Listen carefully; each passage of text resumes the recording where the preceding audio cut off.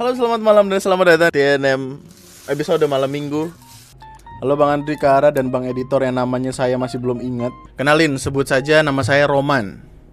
Saya pertama kali tahu TNM dari video Bang Andri yang katanya Pansos sama Ripa Anjul. Semenjak itu jadi kecantol sama pembawaan Bang Andri yang kocak dalam menang. Di sini saya cuma ingin sharing cerita semasa saya remaja, yang mana bisa dibilang bikin saya agak trauma sama yang namanya hubungan percintaan.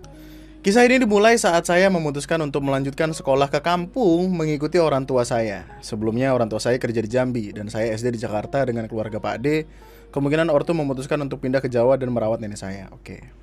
Saya lulus dari SD favorit di daerah tempat saya tinggal dengan peringkat 1. Wow. Nilai UNMTK SD saya dapat 10. Wow. Sekarang saya umur 23 tahun dan saya masih bangga akan hal itu. Bagus. Saya didaftarkan oleh orang tua saya di SMP yang gak bagus-bagus amat, tapi juga gak jelek-jelek amat. Bisa dibilang mediocre dengan alasan dekat dengan rumah. Kondisi ekonomi waktu itu agak sulit, yang mana cuma punya motor satu, jadi sulit buat nganter ke sekolah jauh ke kota. Bisa dibilang saya overqualified buat SMP ini. Ya Allah. Sampai pernah suatu waktu guru saya sendiri bilang, "Kowe iki pintere koyo ngene, ngopo ora mlebu SMP favorit wae le?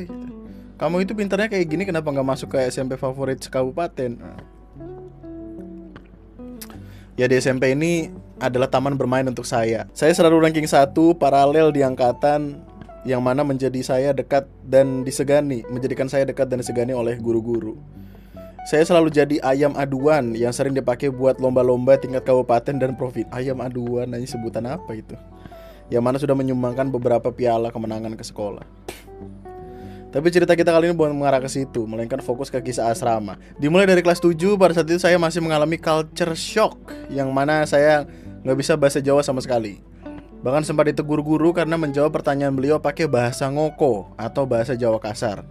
Yang mana sejak saat itu saya selalu pakai bahasa Indonesia kalau ngomong sama guru. Ditambah dengan sifat saya yang cukup pendiam dan agak nerdy, menyebabkan teman saya dikit waktu itu. Saat jam istirahat, ketika teman-teman pada ngobrol atau nongkrong di kantin, saya memilih makan di kelas. Disinilah ketika saya mulai tertarik ke teman sekelas saya yang namanya Febri. Febri itu anak yang ceria, cukup pintar, imut, lucu, dan menggemaskan. Kami sering bertegur sapa saat jam istirahat karena dia juga jarang menghabiskan waktu di kantin. Saat keadaan kelas sepi, dia sering bernyanyi-nyanyi di depan kelas atau duduk di meja sembari berdendang sambil menggoyangkan kepalanya ke kanan ke kiri. Perilakunya agak childish ditambah postur tubuhnya yang agak kecil membuat saya merasa, ya Tuhan, makhluk imut macam apa ini? Yap, benar, kawanku, dia adalah seorang loli. Kami sering mengobrol dan membahas pelajaran bersama karena posisi tempat duduk kami yang cukup dekat. Saya duduk di baris kedua dekat jendela, sedangkan dia duduk di kolom sebelahnya pada baris pertama. Dia duduk di samping anak perempuan bernama Dian. Saya dan Febri sangat nyambung saat bercerita. Sesekali dia mengerjai saya dengan berbicara menggunakan bahasa Jawa yang saya tidak tahu artinya. Saya pun mulai menunjukkan beberapa perhatian lebih kepadanya, akan tetapi sulit untuk tahu apakah dia juga tertarik kepada kita karena Febri orang ramah kepada siapa saja. Akan tetapi ada satu hal yang janggal. Febri sering izin tidak masuk. Itu pun tidak cuma sehari, minimal dalam sebulan dia tidak masuk selama 3 hari. Belakangan saya tahu kalau dia mengidap penyakit talasemia. Talasemia adalah sebuah penyakit, adalah kelainan darah bawaan yang ditandai kekurangan protein pembawa oksigen atau hemoglobin dan jumlah sel darah merah dalam tubuh yang kurang normal, dimana setiap beberapa minggu sekali dia wajib untuk cuci darah. Sebelum saya tahu dia mengidap penyakit ini, saya juga sering memperhatikan ada saat dimana dia tidak seaktif biasanya dan wajahnya tampak pucat. Setelah tahu akan hal ini, saya makin bersimpati dan ada rasa ingin melindungi dia. Masih kelas 8, kelas kami diacak. Dulu saya berada di kelas 7A, sekarang saya dipindahkan kelas 8H dengan teman-teman yang baru, yang mana tentu saja saya berpisah dengan Febri. Dia di kelas 8A. Disinilah saya belajar nakal, entah perasaanku doang, tapi nampaknya sekolah saya melakukan segregasi, di mana berdasarkan pengamatan saya, murid-murid yang bisa dibilang pintar alias itu mayoritas berada di kelas ABC. Sedangkan saya berada di kelas H, yang mana bener saja separuhnya isinya anak-anak berandalan, mulai dari pemalak, perokok, sampai kang gelut. Seperti domba yang dimasukkan kandang macan, saya tidak bisa terus jadi pendiam, yang mengharuskan saya beradaptasi dengan mereka. Tentu saja supaya tidak dibully dengan join ke circle atau geng mereka. Bersama mereka saya menikmati masa-masa berandalannya anak SMP, seperti bolos ke kantin, lompat pagar buat ngambil rambutan kebun luar sekolah pada jam kosong, Sampai ngadain bisnis jualan contekan saat musim ujian. Cuannya lumayan PG 5.000, esai 2.000 per soal. Yang mana duitnya habis itu dijudiin lagi pakai permainan lempar koin. Di sini saya menjadi otak dalam geng. Saya jadi produsen contekan saat tugas. Contekan-contekan saat tugas yang mana menjadikan posisi hierarki saya di kelas cukup tinggi. Pada masa kelas 8 saya juga sempat pacaran dengan teman sekelas namanya Ratna. Dia manis, kalem, dan bertubuh mungil. Iya bang, entah kenapa taksiran aing cewek mungil semua. Kita pacaran bisa dibilang ya kayak anak kecil main cinta-cintaan. Cuma sekedar saling support sekolah dan chattingan via SMS sambil flirting tipis-tipis pakai HP cross jadul yang diiklanin di Master Limbat. Ya seperti anak SMP biasanya, hubungan kami cuma jalan 1 semester. Karena kita lebih sering virtualan lewat SMS dan saya nggak dibolehin bawa motor buat ngapel. Alah. Bosan putus. Lanjut kelas 9 rekam bergembira. Murid-murid buat kelas 9 itu komposisinya sama seperti kelas 7, yang mana saya bisa ketemu sama Febri lagi. Di kelas 9 ini kami makin dekat. Saya jadi lebih aktif memberi perhatian ke dia, dan dia juga jadi lebih care sama saya. Kedekatan kami ini sampai dibilang obvious alias kelihatan kalau kita saling suka. Tapi mengingat sifat si Febri baik ke semua orang, saya kadang jadi mikir 2 kali. Hingga terjadi suatu hari, saat itu Febri gak masuk sekolah karena cuci darah. Kelas saat itu diajar oleh guru IPA yang sangat dekat kepada aku, namanya Pak Bambang. Beliau bisa dibilang mentorku saat lomba dan salah satu orang yang berpengaruh besar dalam hidupku.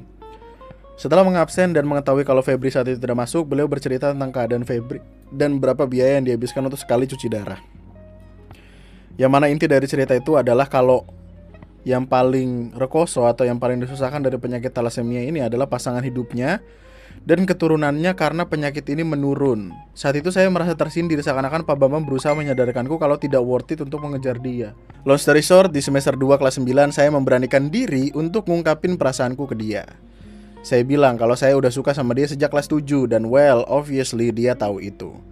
Tetapi dia nolak saya. Dia bilang dia ingin pesan pamannya dia ingat pesan pamannya di mana dia boleh punya teman cowok sebanyak apapun, tapi nggak boleh pacaran sampai umur 17. Karena dia takut hal itu juga akan mengganggu persiapan untuk ujian akhir atau ujian nasional. Setelah kejadian itu, waktu berjalan begitu cepat, saya lulus dengan peringkat 1 dan jadi satu-satunya murid yang diterima di SMA nomor 1 favorit di kabupaten. Sedangkan Febri dan teman-temanku yang lain masuk ke SMA yang sealma mater dengan SMP ku dan dimulailah debut di SMA. Di SMA saya jadi siswa yang biasa-biasa aja. Saya udah capek kompetisi hingga kehidupan SMA seperti air mengalir.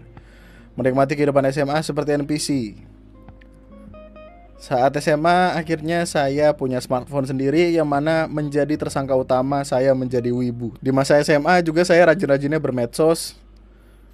Saya mulai aktif lagi di Facebook setelah sekian lama vakum sejak SD. Dan bisa tebak apa yang saya lakukan? Ya, mencari sosmed Febri. Saya masih belum bisa move on dari dia saat awal-awal SMA. Tapi apa daya, saya selalu diblok oleh dia di berbagai sosial media.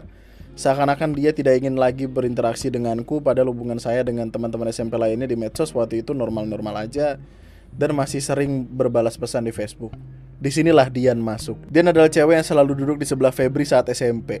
Dia anaknya pintar dan pemalu. Dia jarang terlihat ngobrol dengan teman-teman cewek lain saat SMP. Bisa dibilang sifatnya 180 derajat dari Febri. Saya pun meng-add Facebooknya. Yang tidak berselang lama saya menerima DM dari dia. Dia menanyakan kabar dan kami pun mengobrol cukup lama. Usut punya usut, ternyata dia sudah menyukaiku sejak kelas 7 bang. Tapi dia menjaga jarak karena tahu saya suka sama Febri. Saya pun terkejut. Hal tersebut menjelaskan perilakunya yang agak aneh saat kami sekelas dulu. Seperti kalau kami berpapasan di lorong kelas, dia selalu lari sambil menunduk. Dan saat pandangan kami bertemu di kelas, dia selalu senyum-senyum malu dan wajahnya memerah. Ini real BTW, gak hiperbola. Kadang heran kenapa wajahnya bisa merah kayak di anime-anime gitu. Dan kalau kami dapat sekelompok saat tugas, dia selalu ambil jarak paling jauh dari. Sebagai seorang remaja SMA yang baru aja move on, perhatian dari lawan jenis, terutama yang suka kepada kita, itu ibarat oase di padang pasir. Tapi pada saat SMA, saya sudah terlanjur membuang jauh asmara karena pengalamanku dengan Febri saat SMP dan memandang rendah konsep pacaran. Yang mana menurut saya cuma jadi perusak hubungan pertemanan saja. Bisa dibilang pas SMA saya hampir menjadi incel, yang mana kalau ada teman yang baru jadian langsung ngebatin, halah paling cuma jalan 2 bulan. Jadi apakah cerita antara saya dan Dian akan berjalan dan berakhir bahagia? Ternyata kebalikannya. Entah Dian yang berubah atau aku yang tidak tahu sifat aslinya, image Dian berubah 180 derajat di mataku. Dari seorang gadis pemalu dan seiso, jadi seorang yang creepy. Berikut beberapa perilaku yang kuanggap agak berlebihan dari dia. Ketika FB-nya baru ku add, Dian me-like semua postinganku sampai ke postingan yang ku upload zaman SD dulu. Enggak, dia juga selalu jadi orang yang pertama me-like saat saya update postingan atau status. Pada awalnya aku anggap ini biasa aja atau cuma post Facebook. Waktu itu saya kejebak hujan di musola dekat sekolah. Seperti anak SMA pada umumnya, saya mengupdate status ke WA. Tidak sampai 5 menit, Dian membalas statusku. Kira-kira percakapan kami gini. Di mana itu? Musola dekat sekolah, kejebak hujan, WKWK. Nggak ada jas hujan kah? Aku nggak bawa motor ya, pakai bapak. Rencana mau naik angkot malah hujan. Mau ku jemput. Wah, emang mau jemput? Di sini konteksku bercanda. Musola dekat SMA ini kan? Oh, tapi nggak usah weh. Ih, nggak apa-apa daripada sakit. Buset, nggak usah, jatuh harga diriku dijemput cewek hujan-hujan. Udah nggak apa-apa demi kamu, aku OTW. Nggak usah Yan boy. Nggak dibalas. Di sini saya masih setengah nggak percaya. Masa iya diberi OTW? Hujan saat itu emang udah agak gerimis. Tapi tetap bakal basah kuyup kalau pulang motoran. Demer 10 menit kemudian dia datang pakai motor metik, pakai jas hujan di depan musola. Gila batinku. Perlu diketahui status kami waktu itu cuma temen chattingan doang. Ditambah kita nggak terlalu deket di SMP.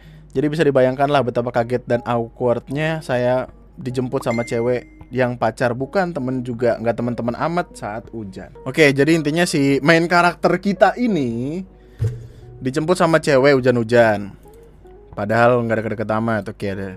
Pada akhirnya saya pulang ngeboncengin dia. Kita sempat ngobrol-ngobrol sambil ngeteh sejenak di rumahku. Dan akhirnya dia pulang pas hujan udah reda. Bayangin tahun 2017 ada cewek yang rela hujan-hujanan ngejemput seorang cowok yang gak ada hubungan apa-apa sama dia. Setelah insiden kehujanan di atas, kami jadi lebih di WhatsApp. Kami bertukar cerita setiap hari. Tapi ada beberapa cerita yang kuanggap janggal dan terkesan seperti dongeng Twitter. Pertama, dia katanya keluar dari SMA-nya dulu karena dibully. Buat ceritanya aku agak sedikit percaya dan bersimpati. Tapi ketika aku tanya sekarang di SMA di mana, dia enggan menjawab dengan alasan malu. Kedua, dan ini yang bikin saya yakin kalau cerita-cerita dia cuma dongeng. Pas dia aku bonceng waktu jemput aku pas hujan-hujanan, di tengah jalan katanya dia mau papasan sama mantannya. Dia bilang dia putus karena mantannya itu toksik dan mantannya itu masih sering ngebujuk dia buat balikan, tapi dia nggak mau. Di sini saya ngebatin, paling cerita ini cuma buat narik simpati saya aja. Tapi saya masih play along di sini karena nggak mau nyakitin hatinya. Hal ini bikin saya yakin kalau itu cuma dongeng dan Dian tipikal ukti-ukti sosmed yang nggak pasang foto profile picture dan postingannya juga selalu dakwah dan quote-quote Islami. Masa ya wanita seperti dia pernah pacaran yang seperti itu? Ya emang kenapa? Dia juga selalu ngajak meet up dan main bareng, tapi seringkali ku tolak karena nggak ada motor. Yang mana dia selalu bilang kalau saya nggak ada motor biar dia jemput aja. Ya tentu otomatis ku tolak dong. Dimana harga diriku sebagai lelaki dijemput oleh perempuan, apalagi bukan siapa-siapa aku. Makin kesini chat si Dian makin annoying buatku. Dia ngechat monoton tiap hari pertanyaan-pertanyaan yang sama. Kayak gimana harimu, udah makan belum. Bukankah ini pada akhirnya adalah bagaimana cowok-cowok, usaha cowok-cowok untuk mendekati cewek kan. Di sini saya jadi paham gimana perasaan cewek-cewek yang di-PDKT-in sama fuckboy. Jokes-jokes dia juga mulai masuk ke ranah kelamar-lamar dan nikah-nikah. Tapi yang paling saya sebel, dia juga berusaha buat tahu segala hal tentang saya. Tapi ketika dibalik dia itu tertutup. Misal ketika dia nanya saya masuk jurusan apa dan kelas apa, aku jawab jujur. Tapi ketika aku nanya balik, dia sekarang sekolah di mana, jawabnya ngeles kayak ada deh atau pokoknya di kota X. Yang mana menyebalkan sekali kayak, bro, gue udah berusaha terbuka tapi kenapa lu tertutup gitu? Karena sudah merasa amat risih dengan chat dari Dian, saya pun mulai menjauh dari dia. Kayak ngejawab chat secara judes, ngasih emot doang, hingga akhirnya aku ghosting. Soalnya orangnya kayak gak tegaan buat ngomong langsung. Jadi chat-chat, jangan chat-chat aku lagi apalagi ngeblok. Setelah itu nampaknya dia sudah mulai sadar dan gak ngechat lagi. Walaupun dia masih nge-stalk sosmedku bahkan sampai sekarang. Dan begitulah kisah percintaanku saat SMP dan SMA bang. SMA lewat begitu saja dan sekarang saya sudah lulus kuliah di salah satu perguruan tinggi kedinasan. Saya masih belum tahu gimana kabar Febri karena gak nemu sosmednya. Ratna juga udah menikah 2022 dan Dian masih belum menyerah dan masih memantau sosmedku, di mana setiap kali saya bikin story dan foto IG sama cewek entah sama cosplayer atau cuma ngasih ucapan selamat ke teman, dia selalu balas itu cewek muman dan semacamnya. Sekian bang, ada terima kasih dari bacaan. Mau kalau tipe BTW menurut abang gimana? Apakah si Dian ini memang red flag atau sayanya aja yang bego dan terlalu parno buat nyolot? Gara-gara Febri saya jadi lemah sama anime romance yang karakter ceweknya penyakitan kayak Shigatsu wa Kimi no Uso atau Your Lie in April. I want to eat your pancreas. Soalnya jadi kebayang gimana kalau hal itu juga kejadian sama si Febri. Febri, if you watch this, I hope you're doing fine in life. Terima kasih banyak atas waktu luangnya kawan-kawanku sekalian. Terima kasih banyak sudah hadir pada malam hari ini. Sepertinya malam hari ini kita cukupkan sampai di sini. Semoga cerita pada malam hari ini bisa membuat kita semua happy lagi menjalani kehidupan. Mohon diingat, kehidupan itu berat ya. Meskipun gak akan seberat cerita-cerita yang tadi, tapi ada beratnya lah, ada beratnya. Terima kasih banyak atas waktu luangnya.